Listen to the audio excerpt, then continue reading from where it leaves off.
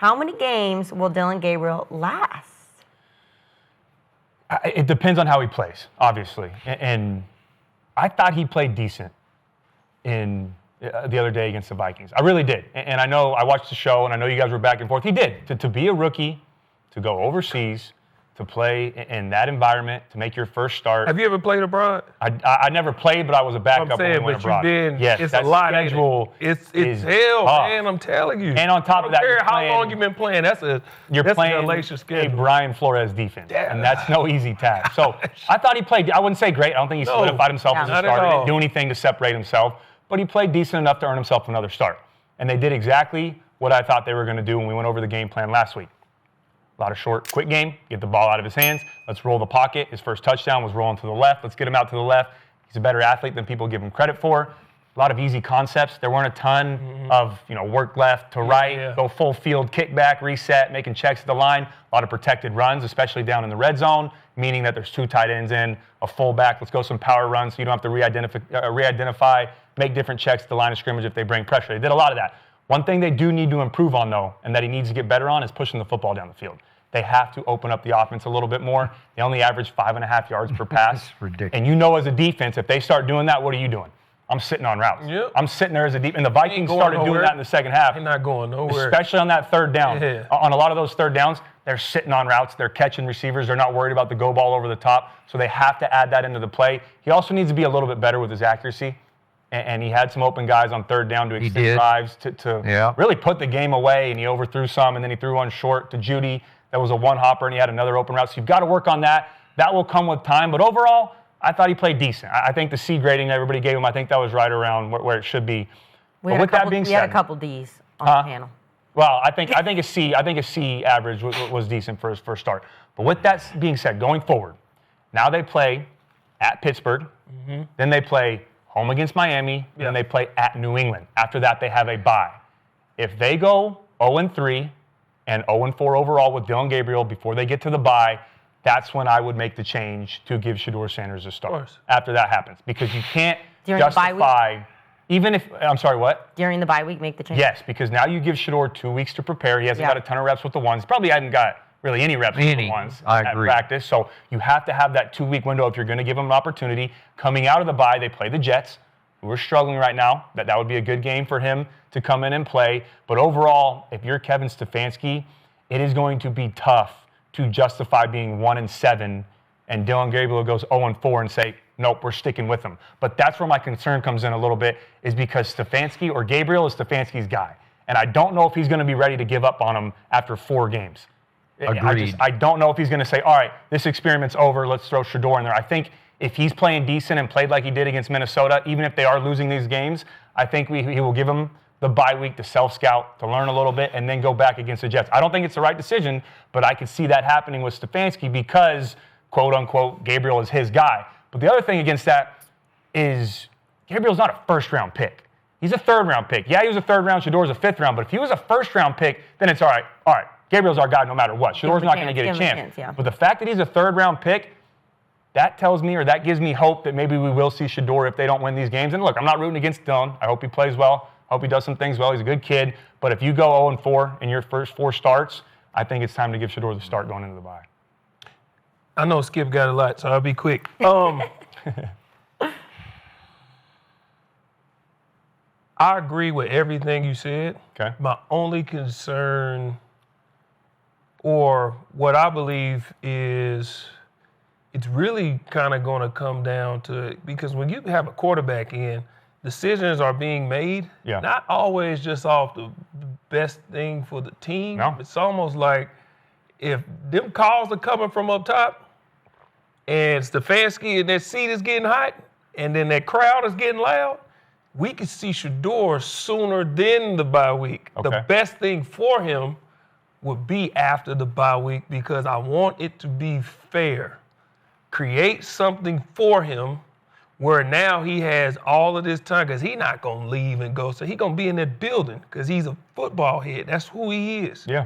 So you give him time to put something together for him, and then now we can see he's behind the O-line, run game, what do you like, what don't you like, this and this. That's the best thing for him. However, that seat get hot, We might see him sooner than them 4 games, depending on how Dillon is playing. My only thing is, it's a point you made, I think that everybody agreed is the number 2 quarterback. Yeah. I don't believe Sheduer should be the number 2 right now because a lot of people's like, well, Sheduer should be moved up to number 2. No. I think nothing changes just because Joe Flacco is there. Sheduer, if he goes, stay where he's at. Okay. When he goes in, go straight to number 1. Yes. Because if he goes to number 2, Skip, something happens and they pull him, now Sheduer's coming into a game with no game plan. Yeah. But you're For acting him. like the Browns really want what's best for Sheduer. I think like Cam Newton's come on and said that they're trying to sabotage Sheduer. You're setting this all up like he needs time. They want him to progress. I don't think Stefanski wants Sheduer to excel. It's like make him look bad, right? Well, I ain't been on the sabotage bandwagon. I wasn't on it during the draft. I don't believe it's a sabotage. Now, I hate the way they're handling it. You're not protecting the kid. You're not protecting either one of them. So you think I don't the think Browns they're want him protecting to either one of them. But I'm saying if you put him in, the best thing to do is the Cleveland Browns. 1, 2, 3, 4, and all the other 25 people here in the world watching agree. The Cleveland Browns don't handle stuff well.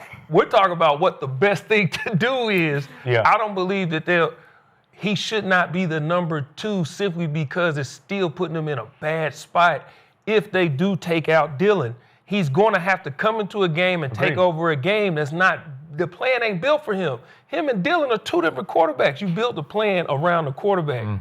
So if Sheduer comes in, he should go from 3 straight to 1. Don't put him at 2 because a lot of people think, oh, he's the number 2, that means next up. He could be next up at 3. Put Bailey Zappi at 2. Yeah. So if something happens, let him go out there and get his head beat in. Don't let Sheduer get his head beat in. But how is that fair to Bailey Zappi? You don't care about Bailey Zappi?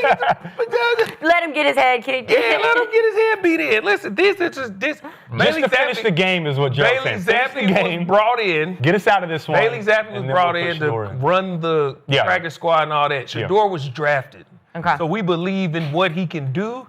Maybe we drafted him way too late. I still believe 5th round is way too late for him to be drafted by anybody.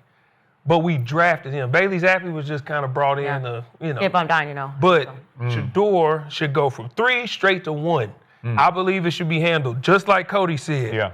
Let Dillon get these games out the way, give him the bye week, and then a week to plan, and now we can give him a fair shot. But if you put him at number 2 right now, and something happens to Dillon or he goes to finish a game, now he go in and you give, again, the media a chance to say, see, look at what happened. He did this and he didn't do that. That's not fair. You don't want that to be your opportunity. I don't want his opportunity to be where you didn't give him a fair shake. Yeah, because first impressions matter in the NFL. That's what I'm giving him. People are going to immediately put a label on you on those first couple Sorry, Bailey Zappi, you had your fair shake. Yeah. You didn't start a lot of games. Oh, he did. He did. You know what I'm saying? Like, if Sheduer's going to get his shot, make it fair. And on top of that, and I said the same thing last week, is going into that week as the number 2, maybe 1 to 2 reps, That's a period, and you don't have timing with Judy and Njoku and all these other guys. You don't have that timing, and then you get thrown into a bad spot with a small little emergency section for the backup, and you're trying to find that in real time against a good defense. And what do you think, Skip? I thought you were going to be quick. That's what you said. I'm looking at my watch. That was 15 minutes ago. That was quick. That was quick, right? My God. Never heard anything like it. Bailey Zappi was once drafted by Bill Belichick to replace Tom Brady. And if Belichick loved him, trust me, Stefanski loves him. And he will be elevated. I think he will be elevated to number 2, not because of what you said, because he thinks he's better than Sheduer. He has no use for Sheduer. It's going to take the owner stepping in and saying no to Stefanski, who I think is going to be on the way out after this year. I'm not calling for his firing. I'm just saying the handwriting's on that wall. He's been there long enough. So Jimmy Haslam will say it's Sheduer time at some point. But I'm going to tell you what tears me up about this. I'm looking at this schedule, and you realize, let me pull my notes out here. Dillon Gabriel. Okay, so here's what they have. They have the 4th easiest schedule remaining, Cleveland Browns do. They have what Pro Football Focus ranks the number 1 defense in pro football. They have a draft, not to mention Sheduer, who could be the greatest draft pick in the history of draft picks if you ever give him his chance, because he will perform if given the opportunity. But I'm looking at this draft class, and they took Mason Graham with the 5th overall pick. He can play. He's a stud. He maybe he's not quite you, but he's in the ballpark of you. And he might be able to turn into a quasi-you at some point.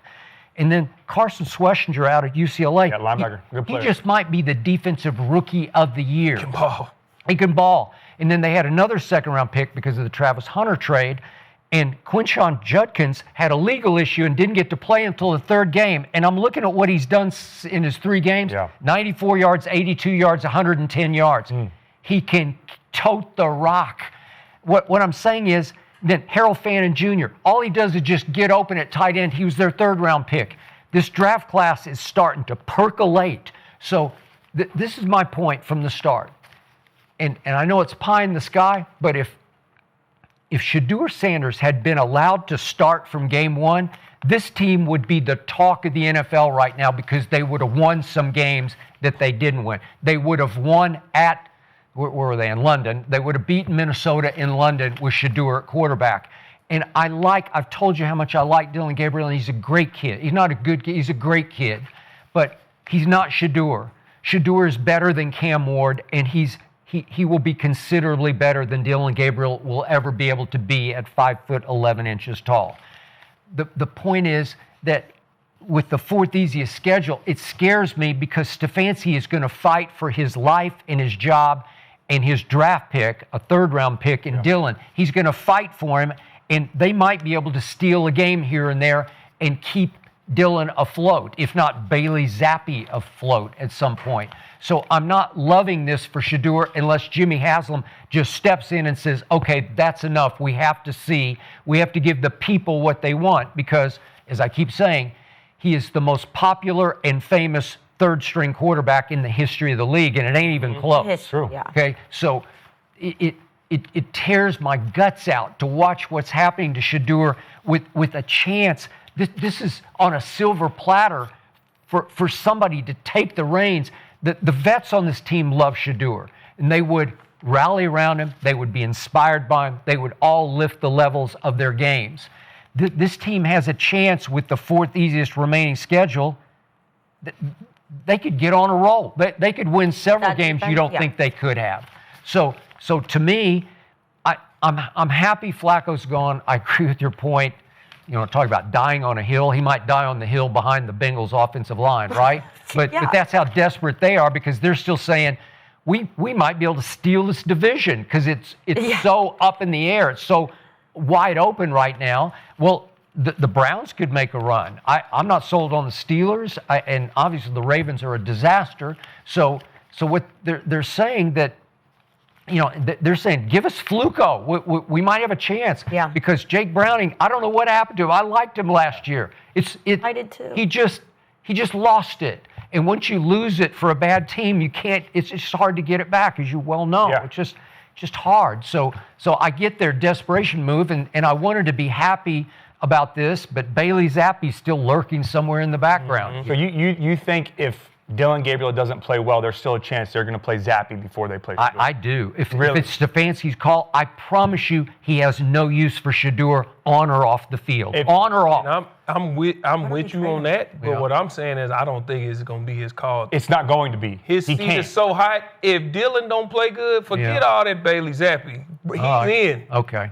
I hope you're right. If you do that, heck no. 2 things are going to happen. 1, you're going to lose the city, and 2, you're going to lose the locker room. The city. You're Stefanski. If Bailey Zappi no one's going to before support you. Sheduer, And I've been in Cleveland before when those I know. Browns fans, look, they are faithful. They are loyal. We were 0-14 on Christmas Eve against the Chargers, and damn it, that crowd was sold out and that dog pound was loud. Wow. They are a great fan base. Did you they play are that passionate. game? I did. Okay. I came in that game. Yeah, RG3 got hurt, and I ended up coming in, and we won. Go Cody. You won? It was our only That was your in 2016. moment of fun. We got one. We got one. Merry Christmas. Yeah, we got one. But here's what I'll say. I'll say this. I think regardless of how Dillon plays, you still have to play Sheduer. Unless he throws 3 touchdowns every game, and they go win every game, I don't think that's going to happen. But you need to see what you have in the future. let Dillon play these next 4. Even if you give him through the bye, let him play 5, whatever.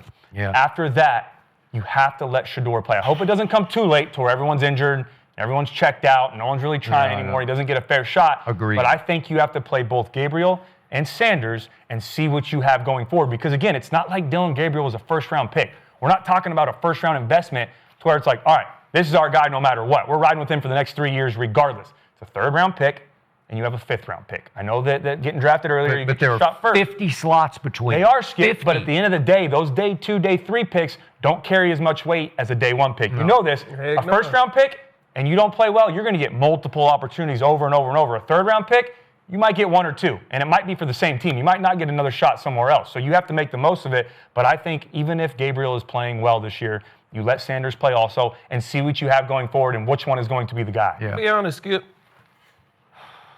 none of us believe that Dillon did anything to move the needle. No. C's and D's was his grade. Yeah. If he does that again. And again. Just no. Just one more time. Okay. 12 coming in. You think so? Whoa. Absolutely. If he plays like he did on... If he played like what he just did over there, because my grade was based off the level of difficulty. Yeah. You know, school, they grade on the curve. Yeah. I graded on the level of difficulty. When I'm grading, I'm like, okay, they had to travel, go overseas, all this, the defense he's facing, whatever. Y'all back home now. Yeah. If you more do curve, that again, especially he can do that. I don't care if he throw 2 touchdowns. He not pushing the ball downfield. That ain't. you can't win that like ain't that. enough. Can't win like so that ain't okay. We kind of seen you are who you are because he played 64 games in college, 63 started. You are who you are. So if you do that twice, that's enough for me. But my concern is I don't think Stefanski will pull him after 2 games. If he plays like he did last week, I guarantee you Stefanski's going to keep leaving him. If it's his call. If it's his call. That's what I'm saying. I don't think he's going to keep giving him I opportunities. think that seat going to be, and they going to be like, come on, dog. It's time. Okay. Like, we waited long enough. Well, let's move on to a winning team this season. We'll find out what happens with Sheduer. Obviously, we want him to play, but...